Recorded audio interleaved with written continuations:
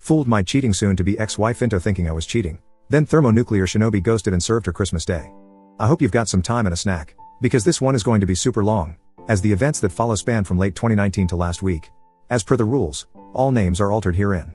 Okay, so here's the backstory. My soon-to-be ex-wife was my high school sweetheart. We started dating in 1992 when we were both 17, we're both 45 now, and have been together ever since. She's the only woman I've ever been with my entire life. We married 5 years later at 22, fresh out of college. A year later, we had our first of 2 children, both boys, 22 and 17, 23 years I gave to her. Built her a house. Worked my ass off to give her the life she wanted. Sure, we had rough patches, but what marriage doesn't? Even in the worst of times, we found a way to pull through and come out the other side better. Which made the discovery of her affair that much more jarring. Flashback to March 2020, when I first got the feeling something was off. For a good 2 months prior, we were in a funk. I was on the mend from reconstructive knee surgery, blew out my ACL fall 2019, but still lacking in movement. At the time I only had about 55% range of motion on my knee. This took a toll on quite a lot in the house. I was out on workers' comp, as I had been injured on the job, and I was unable to do my usual household duties. So a lot got backed up. My sons would do what they could, but tasks only I was capable of doing had to be put on the back burner, or my wife had to do, which she wasn't pleased with. Things also crawled to a standstill in the bedroom between us. It had already slowed down prior to my injury, but in the state I was in at the time it completely stopped. During these months, she, we'll call her Sue, was spending more time hanging with co-workers after work. Between November 2019 to March 2020 it was a regular occurrence for her. Naturally, I thought nothing of it. I've never in the 23 years I've been with her had any reason to worry or not trust her. She has her friends, I have mine, and we have mutual. I'd go hang out with my friends all the time and there was no issue. It was all above board. It was around January of this year that I noticed something odd. Sue started getting noticeably distant with me. Sure, we were in a funk, but she'd never deny me affection to that point. The usual hugs and kisses she'd give me came to a halt. Her phone was attached to her hand long before my suspicion grew, but she'd always share and show me things she'd discovered on the web. DIY ideas and recipes on Pinterest, memes, all kinds of stuff. But she was now being guarded about her phone. Even her interactions with me became more snippy, as if she couldn't be bothered. So we're now in March. COVID has arrived and New York City is locked down. Our chosen careers fall under the essential designation, so neither of us have to work from home. I'd just been recently cleared to return to work after 5 months on the shelf, and I was eager to get back after it, as 5 months on my ass rehabbing my knee and not being able to do physical stuff drove me nuts. For context, I enjoy physical activities. I'm an avid martial artist and I'm typically in the gym 4 days a week, on top of all of the home projects I did. Within a week or 2 of the lockdown, my soon-to-be ex-wife alerts me that she's going to have to start putting in extra hours. Again, I think nothing of this because of her field. Of course, I was under the assumption it'd be every other day, but no. It was every day. And not just an hour or 2. She'd come home 3 or more hours later, and go straight to the shower. Spend a little time with me, a little time with our 17-year/22-year-old lives with his GF crossdown, and then go to bed.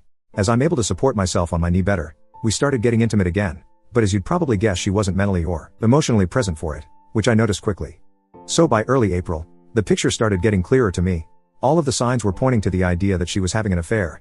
That's when I decided I needed to find answers. So I scoured the internet on things I should be looking for. Signs of infidelity in one's partner. And sure enough she was pretty much ticking all of the boxes on such behavior. So then my search inquiry advanced to how do I find proof. I started with her social media. Looking at her FB entries from months prior, it's pretty much the usual. Pics of us and our sons, pics with her and her friends, and more than a few pics of her nights out with co-workers. In these pics, it's a mixed bag of her closet's friends from work, and a couple folk I've never met from her work. But I see one recurring thing in a number of these pics. One guy, in every picture he's in, he's rather uncomfortably close to her. His arm is around her shoulder, or his hand on her lower back. Way too close for a guy I've never personally met. Needless to say that put a sour taste in my mouth. But that wasn't the worst of it. No.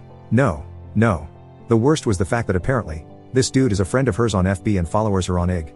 So I go to look up his FB account and wouldn't you know it, I'm blocked. Why the hell am I blocked from seeing this guy's FB account? But he's friends with her on FB. Yep. Now I'm in Batman detective mode. At that point, I wasn't even trying to deny it. I knew she was cheating on me with this guy. My mission was to find out for how long. And over the course of April and May, that's what I did. You know I never had any clue the depth of info you could secure from phone, text and email records up until then. We have a family plan cell phone package, and I was able to pull up quite a bit of data. My STBXW's data history was telling. The 2 most frequent numbers she had interacted with from October 2019 to April 2020 was my own, and a number I'd never seen before. Take a wild guess whose number it was? A quick check on Google and I confirmed it was the dude from the photos who blocked me on FB. We'll call him Poss, cause that's what he is. Again, the picture becomes even clearer at this point. But a lot of their messages and texts were disjointed, which meant she was deleting a lot of them. I knew she was cheating on me with this guy, But nothing in the data could serve as a smoking gun. I needed more evidence.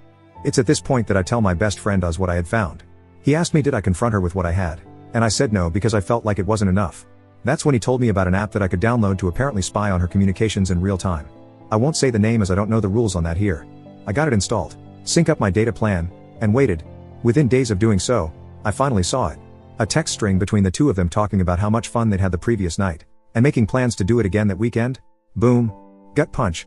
To say I was completely devastating was an understatement. I guess that moment counts as my D-Day, and for the next 2 days after I was just broken.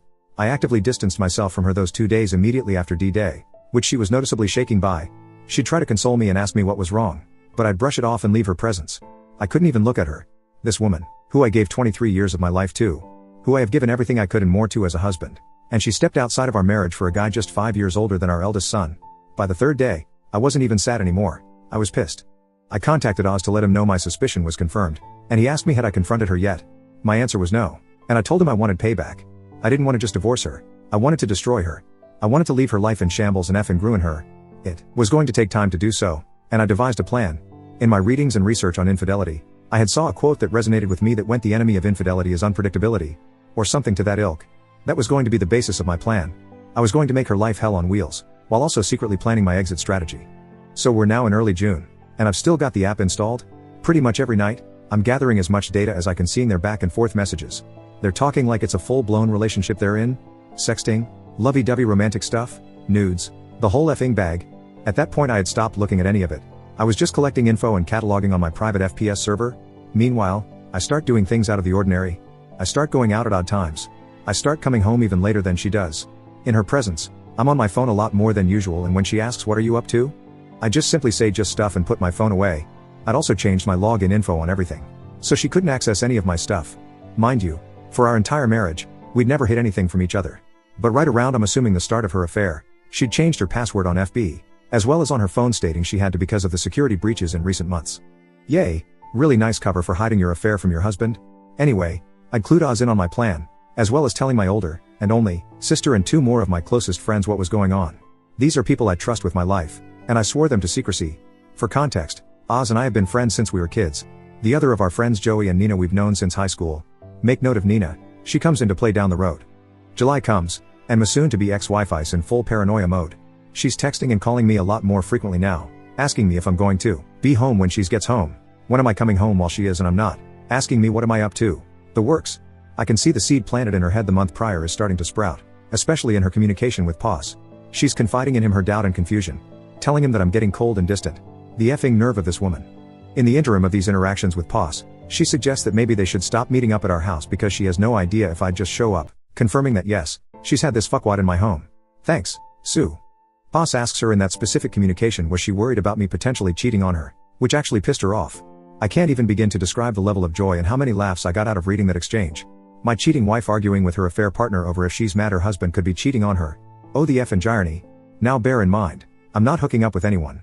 When I leave, I'm usually at Oz or Joey's throwing back some booze, watching fights and spending time with my brothers, or at my big sis house hanging with her and my Bill, who's like an older brother to me. My sis is 52 and her hubby is 58.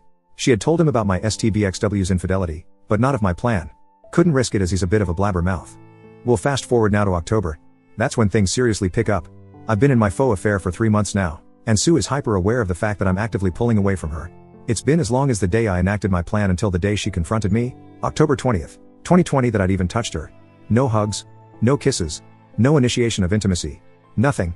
Not like she needed it. She was still effing pose, just at his place or at motels. So that afternoon, she calls me at work, which wasn't rare before all this began, but certainly hadn't happened in a while, and asks me to come straight home after work, saying she had something important to tell me. I'm not gonna lie to you all, I half believed she was going to come clean about her infidelity, but she of course didn't. Instead, I get home to her asking me was I unhappy with her. The effing nerve. She cites the fact that I've been spending way too much time away from home. I don't show her affection anymore and her intimacy life has completely died. She tells me she's worried I'm pushing her away because I was resentful of how she treated me the months I was rehabbing my knee. And then came the punchline. She effing gasped if I was cheating on her. Folks, I fell out on the floor laughing hysterically. And when I say hysterically I mean Joker laughing gas hysterical. On the surface it looked like, to her assuming, it was me laughing off the notion of being unfaithful. But it was of course actually me laughing at the sheer irony of what was happening in front of my eyes. I'm tearing up, pounding on the floor in complete hysterics for a good 2 minutes before I compose myself enough to answer. I sit up and look her in the eyes for the first time in months, shaking my head. But I don't give her an answer. I stand up, brush myself off, kiss the top of her head and go about settling in for the night. Later that night, as I'm in my office, I decide, you know what? Given the brevity of what happened, I wanted to see what she was telling him. So I fire up the app and sure enough they're actually texting in real time. She tells Poss I know he's cheating on me. I asked him tonight and he literally laughed in my face. He fell on the floor and laughed for like 5 minutes. It wasn't 5 minutes obviously, he doesn't even care how I feel anymore. I don't know how or why, but he's gone. I know I've lost him. This is karma, I know it. The smile I had on my face reading that must have resembled the Cheshire Cat. She was breaking. Poss attempted to console her, saying that if I cared enough for her, she wouldn't have had come to him to give her what I wasn't giving her, but the tone of her responses told me she was having doubt now. She had the nerve to step out of our marriage because I was unable to fulfill my role as a husband due to legitimate injury, and kept the affair going for at that point nearly an entire year. But the idea of her losing me to another woman was enough to make her waver? What a effing weakling. Now, during all of this I was also exacting the second part of my plan for payback, getting all of my affairs in order financially. In September, I had met with a family attorney to get the ball rolling on divorce paper. With the mountain of evidence I'd piled up to that point, New York is an at-fault state as far as divorce, and the overwhelming amount of proof I'd gathered displaying Sue's infidelity pretty much solidified I could nail her to the effing wall in a divorce case. My lawyer instructed me to get all of my financials in order in preparation for whatever division of assets might come as a result. I went one better than that, secretly pulling all of my money out of our joint account and putting it in my personal account. I also started shopping around for an apartment as part of phase 2. We're now in November, and I've not changed my behavior. In fact, I've ramped it up. This is where my friend Nina comes into play. For context, Nina and Sue have never been what you call close. I met Nina freshman year of high school 2 years before I met Sue. Even way back then, Sue has seen Nina as a threat, as she's my closest female friend. There's always been an implied I don't trust her from Sue regarding Nina. She's never addressed it directly, but it's obvious to anyone who pays attention. Conversely, Nina's never been a big fan of Sue. Early in me and Sue's relationship, Nina called to attention to me how Sue was pretty much imposing herself into our little square of friends, whereas I didn't do the same with Sue's set of friends. That irked Nina because she knew why Sue was doing it. Among Sue's circle even now, there are no male friends, aside from Poss. Whereas Nina is the only girl in my square.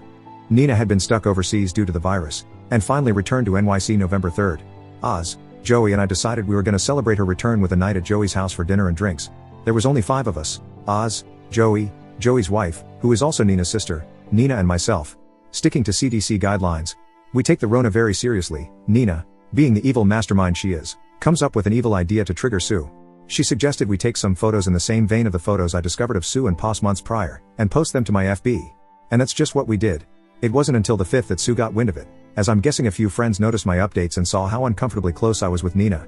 This really fucked her mind up, because she still believed I was cheating, and I can almost guarantee she wanted to accuse Nina, but she knew that Nina had been stuck in Europe for the majority of the year. Still didn't stop her from attempting to dress me down that night for being so, as she said, handsy in the pics. I saw this as a golden opportunity to deliver the lead jab for my knockout blow.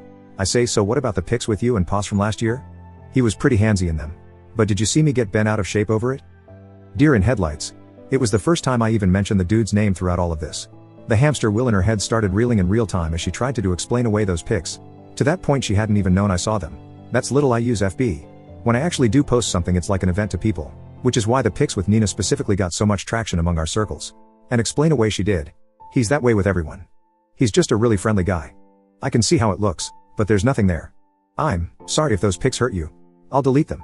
No, the pics aren't what hurt me. The year you've been effing dude whilst lying to me that you're working extra hours and hanging with friends is what hurt me. But vengeance, as Lieutenant Worf from Star Trek, TNG so famously said, is a dish best served cold. From that night, Sue was being extra specially clingy and attentive to me. Like, annoyingly so. She's tried to initiate affection and intimacy with me and I'd stonewall her at every chance. All the while, I'm still archiving everything she's saying to Poss. Mind you, by this point I'd long since gone numb. Any desire I might have had to save my marriage was dead. I'd checked out the day I enacted the first phase of my plan. She's confiding in him that I've gotten worse, that she doesn't know what to do, and she feels like I absolutely hate her. I do. Then comes the bombshell. She says she can't see him anymore. The guilt is too much for her, and she feels like karma is suffocating her. She can't risk losing me. She says that she loves Poss deeply, but she's still in love with me, and she has to save her marriage before she loses me. No, my dear, you're about 8 months too late for that. Poss loses his shit, saying such lovely things as he doesn't love you the way I love you.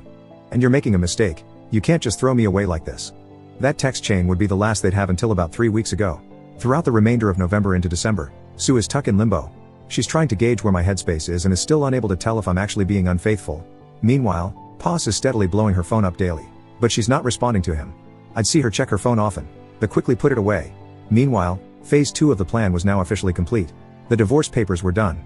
I'd found me a studio apartment in Co-op City, New Yorkers will know the area, and signed a 2-year lease on it. All of my money was in my personal account. I was ready to throw my haymaker. So we're now at Thanksgiving.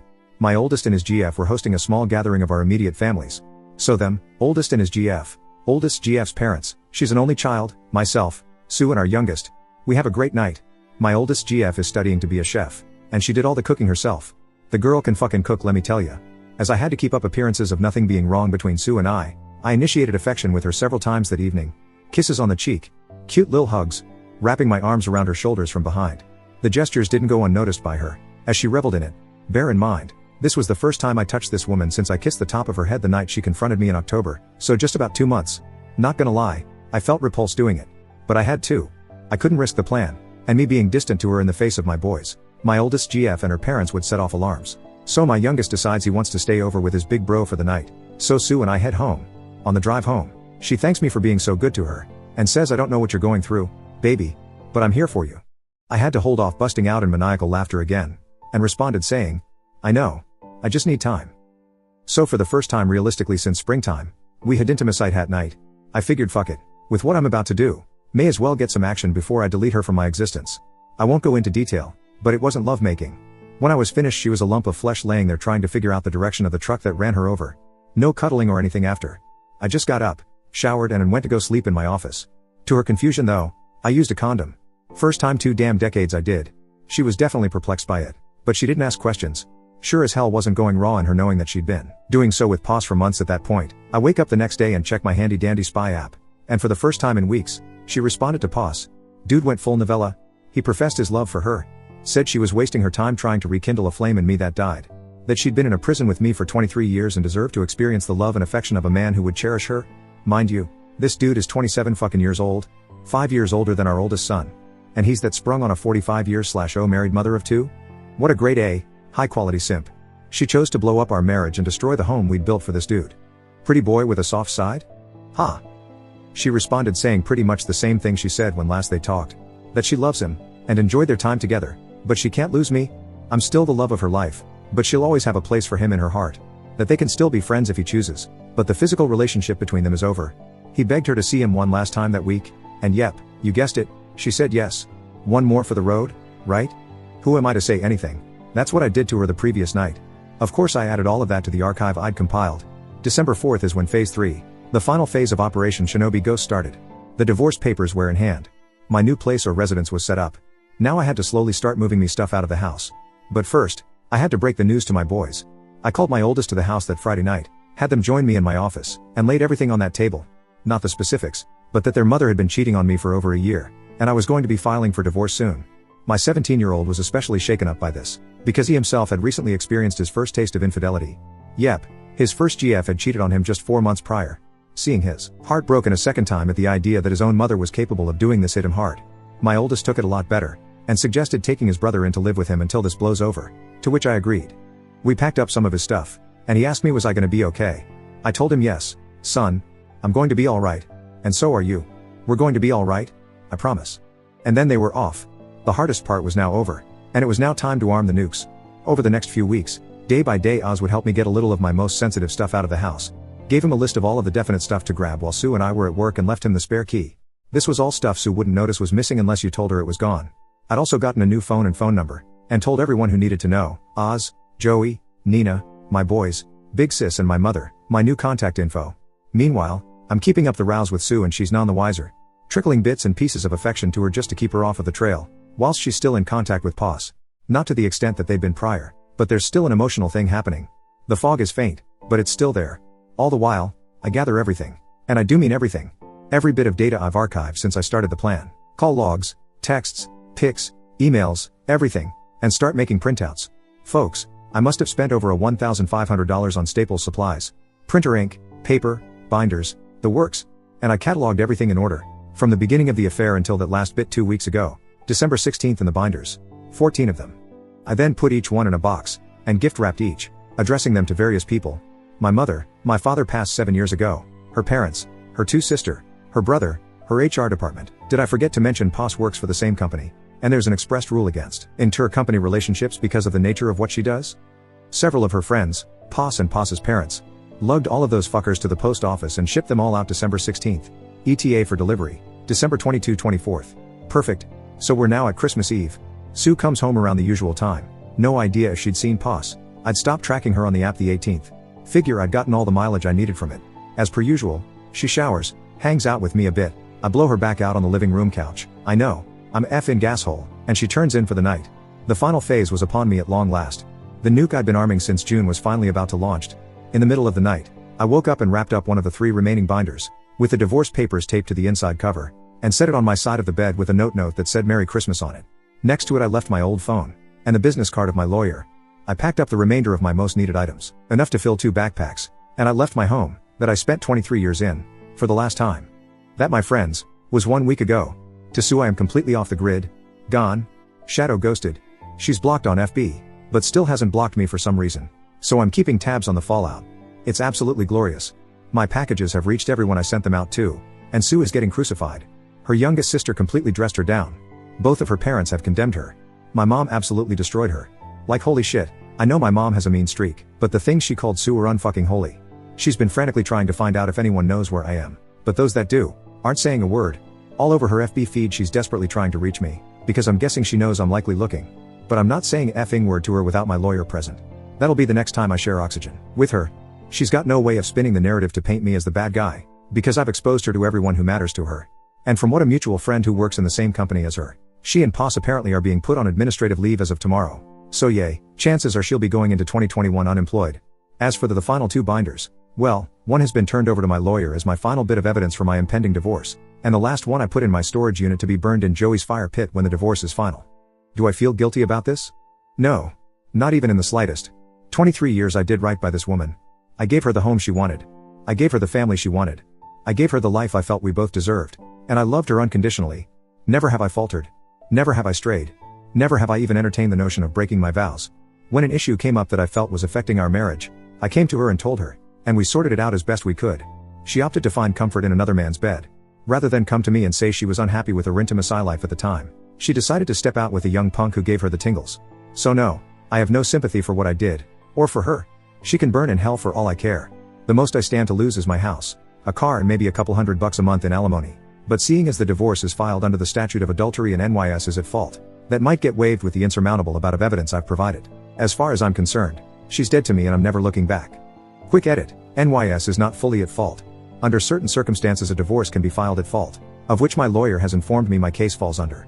I'll be meeting the soon-to-be ex-wife with her lawyer tomorrow. I'm guessing I'll just update here. Update, fooled my cheating soon-to-be ex-wife into thinking I was cheating. Then Thermo-Nuclear Shinobi ghosted and served her Christmas Day. Christmas Day was the first full day I spent in my new apartment. It's still a work in progress, as I have more stuff I want to get, but overall I've made it my home, since I'm going to be here for 2 years at least. My boys and the eldest GF came over and spent a good portion of the day with me. The GF brought over treats she'd made, and also whipped up a really nice meal. I got to sit and talk with my sons in a way I hadn't done in a really long time, and it was nice. My big sis also came over with more goodies and hung out with us also. It had been the first time she'd seen her nephews in nearly a year. Having all of them around did me some real good, as if I were by myself I think I would have just drank myself into a stupor. Everyone cleared out around 8ish, and I decided I wanted to go hang out with Joey and his wife Claudia. Hung out with them for a couple hours, had a couple drinks and then went back home. The next big development happened last week, December 29th, 2020.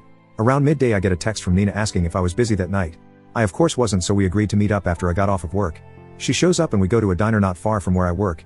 Here in NYC we're doing indoor dining at 25% capacity thanks to the Rona, but there's mostly no trouble getting seats because so many of us opt not to dine out as much these days regardless. So after we're seated and order our food, Nina pretty much lays all of her cards on the table, and honestly, I knew this was coming. She basically confessed that she's like me all the way back since we were teenagers, but never got the chance to tell me since Sue swooped in and scooped me up before she could. For context, I've known Nina longer than Sue by 2 years. As I mentioned, she's been the fourth point of my social square of myself, Oz and Joey. We were the social outcasts in high school, the raver kids who didn't fit into all of the other cliques. Back then, Nina had a weight problem and was diabetic. She was the heavy-set goth chick who was super cool, but no guy would ever give a second glance at. But we always had chemistry. These days Nina is a personal trainer and yoga instructor. She was the ugly duckling who grew into one hell of a beautiful swan, if I must say. Long story short, we decided that upon the finalization of my divorce, we are going to start seeing each other. And yay, I slept with her that night. Took her back to my new pad and we had a grand old time. Am I ashamed of sleeping with her? Hell no. Nina's been a better friend to me than Sue ever was. That's not saying Sue wasn't my best friend. But through the near quarter of a century I've known Nina, she's always supported me. Even so much as I learned that day willingly taking a step back from her own feelings to allow me to pursue and eventually start a life with Sue. That resonated with me on a level I didn't think it would. That kind of selflessness towards another person is the definition of real love. I know, it sounds like I'm just trying to justify in my head that sleeping with her was the right decision. To me it was, and I plan on exploring what's to come with Nina and I with total commitment. Okay, on to yesterday, the day I met my wife and her lawyer to discuss the divorce. It's now been 2 weeks since I ghosted my STBXW. This past Monday I got a phone call from my staking that Sue's attorney has scheduled a meeting for us to discuss the terms of divorce on January 6, 2021, which was yesterday. I met with him the Tuesday morning to discuss the terms I'm wanting. Long story short, uncontested divorce under the grounds of marital neglect from Sue. My terms are full division of assets, and me selling my half of the house ownership to her. She can have it. We keep our respective vehicles. I keep my cabin in the Poconos. And under the pretenses of marital neglect, she gets no spousal support from me. As for 17, what I'll refer to my son as from here on, he's free to choose who he wants to reside with following the divorce, which will most likely be me. So Wednesday comes and I show up to my lawyer's office dressed in my Johnny Cash best. My wife and her lawyer. She looks like shit, barely holding it together. I give the stone face. I won't bore you with the lawyer babble, but her lawyer presented an offer for terms of reconciliation. I shot them down almost as soon as she finished listing the details of the request. Like I said, I'll spare you the details of the meeting. Long story short, we agreed to a legal separation leading to an uncontested divorce. The only revision is that I will pay her $653 a month of temporary spousal support to cover the cost of utilities until she's gainfully employed again. Yep, she got fired for effing pose. He got canned as well, up to a year after the finalization. I make enough that it won't hurt me financially even if she drags her feet finding a new job. And she's got enough in her savings to live off of for quite some time. Once a full calendar year has passed after the finalization date of the divorce is passed, she's on her own. Small price to pay for being rid of her cheating ass. It'll take roughly 3 months for things to go through, so early April if there's no cock-ups, I'll be free of her. So after the meeting, my lawyer gives me some final words before telling he'll be in touch to update me on the progress of the filing. Back out on the street, Sue chases me down and asks can we talk. I figured I'd give her at least that. She held it together fairly well in the meeting, but outside let the waterworks flow saying how sorry she was, and how she never meant it to go as far as it did. She says she never expected to fall in love with Poss, but knew when she thought I was cheating how wrong it was to betray her own husband in such a way. She asked could I ever find it in my heart to forgive me, and that maybe in a few years could we try to start over. That she can't imagine what her life is going to be without me. I tell her to start imagining it soon, because this will be the last time I ever speak to or see her.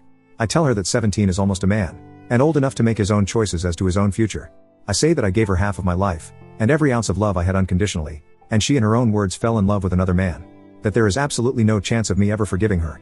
That all of the love I had for her was slowly killed all of those months that she confided and professed her love to Poss, rather than coming to me and telling me she had any form of issue with how things were going with us. I told her I loved who she once was, but I hate who stands before me, and that if I never see her again it'll be too soon. Here we are on the sidewalk in Midtown Manhattan, her making a scene crying her eyes out. A couple folk walk by and give side glances, but at that point I didn't care. I wasn't about to publicly humiliate her. I pretty much already socially and professionally destroyed her, but I needed to get the last bit of emotion I had for her out. I finished my telling her I didn't regret the 23 years I spent being her husband. I regretted that in 23 years she decided the easy way out was the better option. And I have your lovely sons of bitches on Reddit to thank for this last one, because it popped in my head just seconds before I said it. For 23 years I thought she was mine, but it turned out it was just my turn. Put in my Raycons, turned around and walked the fuck away. Later that night, he father calls me and apologizes. He praises me for always being a good man to his daughter, and tells me he's ashamed of her and that he raised her better than what she did. Not gonna lie, I'm going to miss the old man. My dad died years ago, so he's always been my default father figure since. But I can't see myself maintaining a relationship with anyone on her side of the family. After that call, I went on FB and symbolically changed my relationship status to divorced. Yay, it's not final yet, but in my eyes it's over and done. Like I said, when I make a post on FB it's an event, so plenty of folks started hitting me up over Messenger asking question. And I laid it all out that I filed for divorce with Sue earlier in the day. Of course Nina called me, shocked that I pulled the trigger so fast. Obviously I was already in the process of it when we spoke, but she had no way of knowing how far it was along. I asked her if she could come over, and of course she comes a-runnin'. We knocked boots again, but this time she stayed the night. We laid in my bed and talked into the wee hours of the morning, and I haven't felt this level of relief and connection in really long time. Nina gets me, and I can't get enough being around her. Since the day she confided in me she's all that's been on my mind. Yeah, I know some folk are gonna say it's fucked up I'm moving on so fast, but as far as I'm concerned my marriage ended the day Poss let Sue touch his pecker, so I'm about due. So yay. That's it. That's the end. My divorce is in the works, and I'm moving on to start a relationship with Nina. I know in a comment response to someone I said I'd probably not marry ever again, But that was before Nina came clean to me about how she felt towards me, and I can't deny that I feel the same. We're going to take it slow, and we're not announcing anything until the divorce with Sue is legal and official. As for Sue, I could give a flying fuck what happens to her. She could move pos into our old home for all I care. I'll be getting my money for the house over the course of 2021, 4 quarterly installments, and aside from the $653 I will pay out directly to her savings account monthly, I never have to see or speak to her again. To all of the words of support, encouragement and praise, I eternally thank you all. Update: soon to be ex-wife of 23 years just tried to unalive herself last night. The hits just keep on coming. I've been sitting in this for hours now. Didn't know where to post this, so this sub seemed appropriate. So, if you want a bit of backstory, check my post history for the details. I'm not keen on how linking to other subs here works, but my previous 2 entries are viewable in my profile. The quick version is this: I discovered my wife of 23 years, 45F, was having an affair with a 27-year/0 coworker. We have 2 sons, 22 and 17. I concocted a plan to completely upend her life centered around fooling her into thinking I was having an affair myself. I kept the rows going for over 4.5 months while compiling evidence of her infidelity as well as securing divorce papers and planning my exit strategy, slowly moving my personal belongings from our home to a new apartment, getting a new phone and number, separating my half of our shared income from our joint account, etc. On December 16, 2020, I gathered every bit of proof of her affair I'd compiled, printed it all out from start to that week, filed it all into 14 binders, packed 11 into gift-wrapped boxes and mailed them all out to the most important people in her life, as well as her HR department with an ETA between 12/22 December 24, 2020. On Christmas Eve, while she slept, I took one of the remaining 3 binders and did the same, only this one I taped the divorce notice to the inside cover, and left it on my side of the bed, which mind you she'd had her lover in a number of times, along with my old phone and my lawyer's business card, and shadow ghosted her. Over the next 4 days her life completely imploded. Her family pretty much excommunicated her. Her friends, the ones who didn't know of the affair, ostracized, and my own mother took her to task, calling her the most scathing and vile things you could possibly think of. Her and her lover were also placed on administrative leave and eventually fired. Last week we had our divorce hearing, and settled on a legal separation into uncontested divorce, with a few provisions in place for transitional income since she's now unemployed. I'm to pay out the price for the utilities, $653 a month until either she finds gainful employment, or upwards to 1 year after the date of the divorce's finalization, which is expected to be 3 months from now. She keeps the house, her car and her half of the shared assets. I keep my half of the assets, my vehicles, car, motorcycle and boat, and my vacation property, cabin in the Poconos. After the hearing, we had one final exchange where she tried to explain away her infidelity and begged me to give her a second chance after the divorce is finalized. I of course said no, gave her some choice words and walked away from her forever. This brings us to last night. As only my closest friends, 2 sons, older sister and mother have my new contact info, and I've completely blocked my soon-to-be ex-wife in all social outlets. She has had no means of reaching me since I left her Christmas Eve, but some our mutual friends still do. Last night I'm hanging out in my apartment and I get a voice call notification on Messenger from one of said friends, one of the few who hadn't abandoned her following me outing her affair. She didn't waste any time when I answered, and said she had went to check on Sue, the STBXW, and found her passed out in the bedroom, foaming out of the found with 2 bottles of empty pills next to her. She's in the ICU in critical, but stable condition. The doctors said that she will likely pull through. She's clearly not going to be well after. She begged and pleaded for me to come. Her parents and 2 of her sisters were also there at the hospital. My guess is they were notified after the hospital attempted to notify me, but Sue would still have my old hash as her emergency contact. I simply told her no. Sue's not my problem anymore, and she clearly decided she wanted to take the easy way out rather than deal with the shame and agony of the 23-year marriage she blew up. I then told her friend that if Sue's family were there, they can help her sort out the pieces, but as far as Sue and I are concerned, there is no Sue and I anymore. I then ended the call. I've had a few hours to sleep on it, and my sons called me this morning asking if I knew. I told them yes, but I also let both of them know that if they want to be there and supportive of their mother, I will not hold it against them or judge them for it. She is their mother after all. But I myself wash my hands of her, and care little to nothing about what she does for or to herself anymore. They were both a little taken back by this, but respected my stance. However, now that the news is broke about her suicide attempt, many of those friends who dropped her are all starting to surface again, and saying I need to be there for her, that even despite what she did to me, I need to support her in her time of need. I've also been informed that her AP tried to visit her this morning, but wasn't allowed because he's not family. I'm getting dogpiled on to go see her, but I feel nothing for this woman anymore. I haven't for a very long time. I checked out during the process of getting my payback for her betrayal, and I stand by the fact that I don't care at all for what she's done.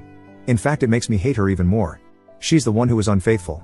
She's the one who, though a near year-long fling with a guy 5 years older than her oldest son, was worth destroying 23 years. And now that she has to face the consequences of her choices, she chooses the most selfish way of deal with, even now, seeing as she's in all likelihood going to survive. She's cultivated immediate sympathy from everyone who took her to task, and I'm being made out to look like the jaded ex-husband unwilling to sympathize for her by most her family, not her dad. He's reached out to me over the last few hours and said he respects my decision to stay away. It's like I never even truly knew this woman. 23 effing years and it comes to this. Yes, I know the way I broke things off with her may have put her in a poor mental state. But now a whole new can of worms has been opened up because either she had a complete mental breakdown and decided to self-delete herself, or she made an extremely risky and calculated move to cull favor back from people who just weeks prior condemned her for betraying me. She cheated on me, and now she's the effing victim? Sorry if this comes off as randish, but I'm here trying to wrap my brain around this. I want to be perfectly clear, I am not going to visit Sue. She waived her right to me caring about her well-being the day she let Poss, my personal nickname for her lover, put his dick inside her. This might come off as heartless, because despite the cool, calm collected way I've been throughout my ordeal, my feelings are still very much raw, but I don't give a fuck about this woman. Haven't for a very long time. I'm aware I'm going to be vilified by a number of folk here. I don't much give a shit. Think of me however you want. If you were in my shoes you'd see her actions vastly different. Some of you folks are going to go look up my post history and see the story of what I did to her. And you're going to draw the conclusion that her suicide attempt was my fault. That me tormenting her for all of those months, fooling her into thinking I was cheating on her while she actively cheated on me, then destroying her socially and professionally as a result was the catalyst for her meltdown. Maybe it was. Maybe I am heartless sociopath. But, as Arthur Fleck so famously said, you get what you effing deserve. I gave this woman half of my life and did absolutely everything to be the best possible husband she could ever have. By her own admission, I had no bearing in her decision to step outside of our marriage. She did it for her. Her selfishness knows no bounds, and I am glad to be rid of her.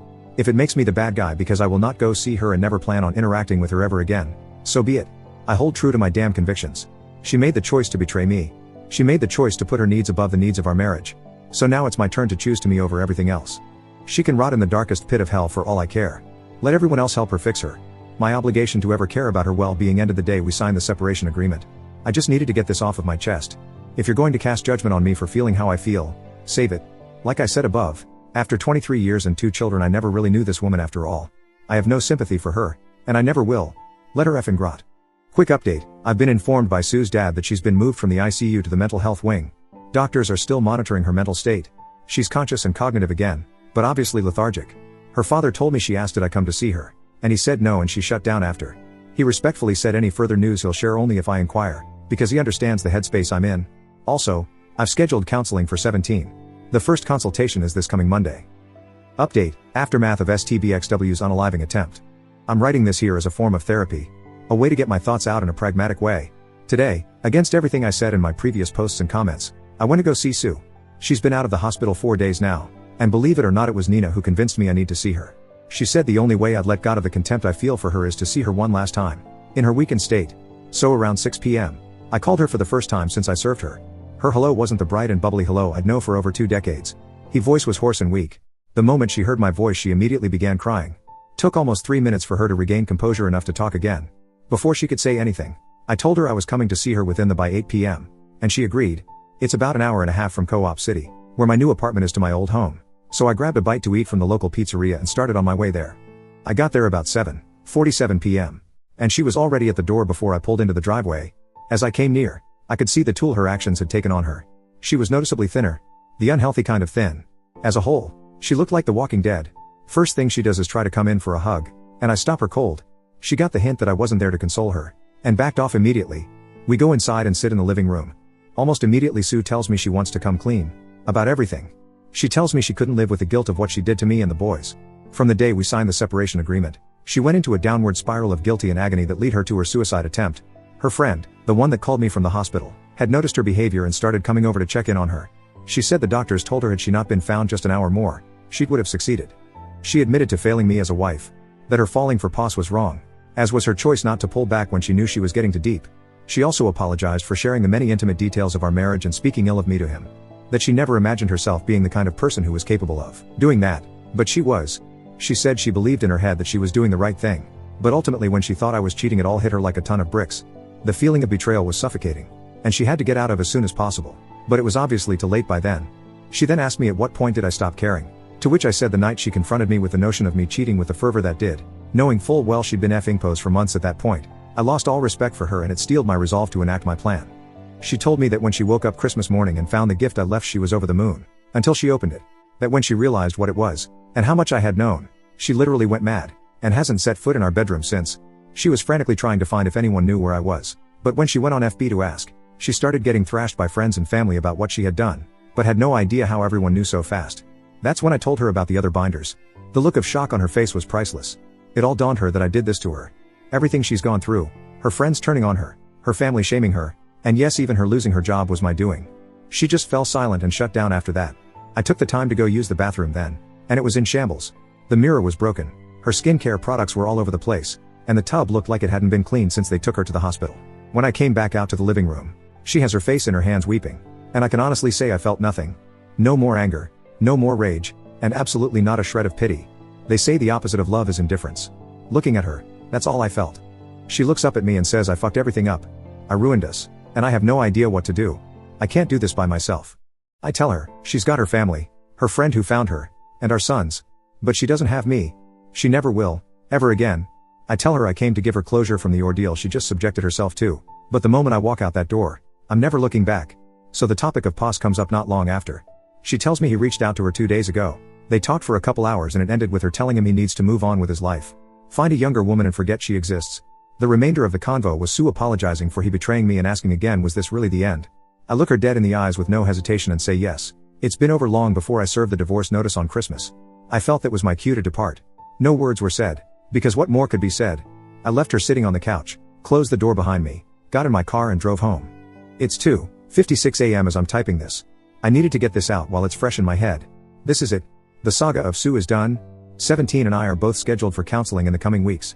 Nina and I are still going strong, and sticking to the plan of keeping things under wraps until my divorce is final. I'm staying active and motivated and looking forward to a future with a woman I know well cherish and honor me, because she's done so from the shadows for decades.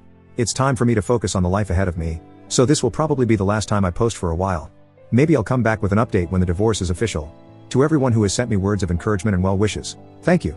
To all of those who praised me for my plan of revenge, I can honestly say I wish it never came to it. But if I had to go back and do it again, I wouldn't change a single thing I did, aside from maybe doing more to Pos than just getting him fired.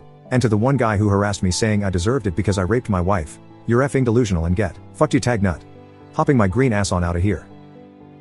Update, where things are going.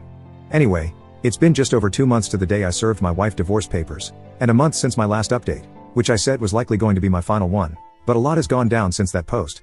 And seeing as coming back to this account and seeing hundreds of messages and responses still after my last post, I'll go ahead and let everyone know what's going on. But before all that, I sincerely have to say thank you again for all of the support and kindness that's been sent my way over my plight. I'm as thankful for all of the love I've gotten on Reddit as I am the love I've gotten from my family. So first I want to start with an aspect a lot of people have been concerned with. 17, my youngest son. Just days after my last post he began ICE. I went with him his first 2 sessions, and he's gone by himself for everyone one since. He goes 2 times a week, and it has drastically helped. For the most part he's doing fine, but I can say that his trust in relationships has been completely shattered.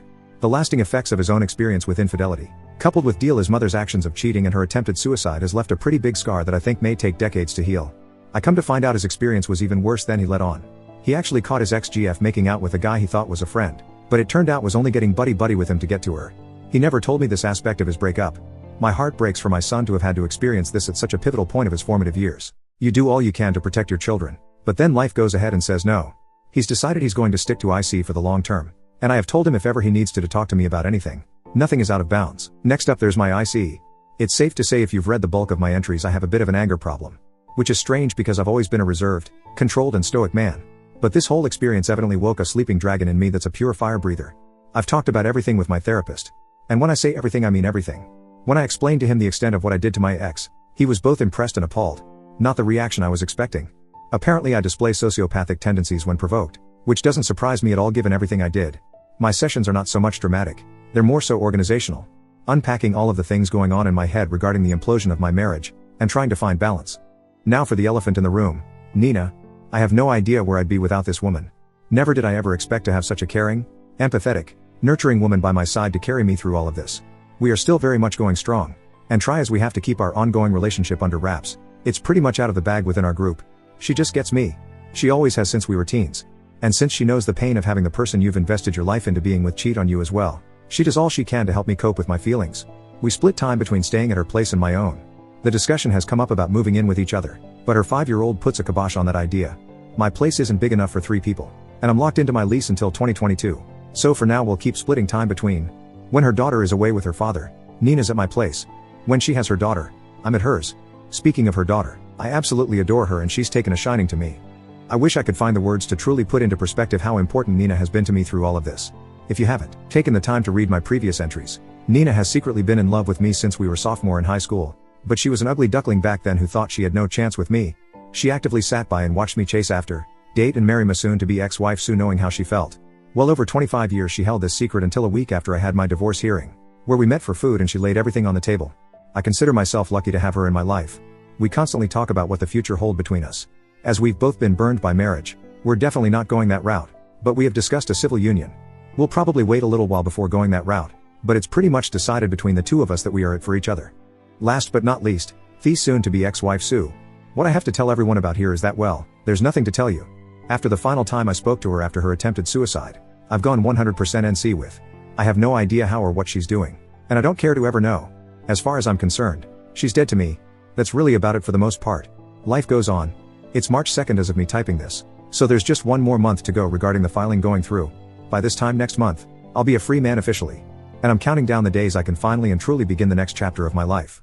Edit, to clear something up, I made a mistake with my statement about being clinically diagnosed as a sociopath.